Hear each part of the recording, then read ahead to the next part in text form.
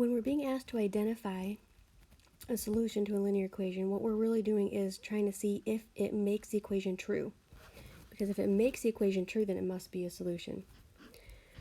So every ordered pair gives us two variables. It gives us the x value and it gives us the y value. So in this first one, x is 4 and y is 2. So to check if it's a solution, we're going to go to our equation.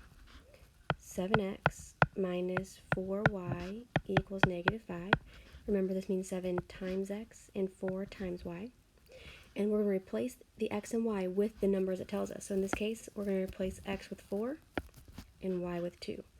So 7 times 4 instead of x minus 4 times 2 instead of y. So I plugged in the 4 and the 2, and everything else stayed the same. Now we're going to solve each side of this equation. So I have like this imaginary line here. Now this right hand side is just negative 5. There's nothing we need to do with that. That part's already solved. We do need to do some solving on the left hand side.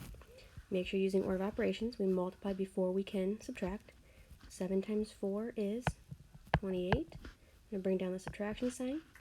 4 times 2 is 8.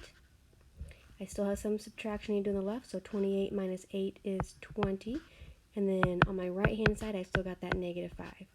So once both sides are solved, we're going to look, is this statement true? Is 20 equal to negative 5? And no, it is not.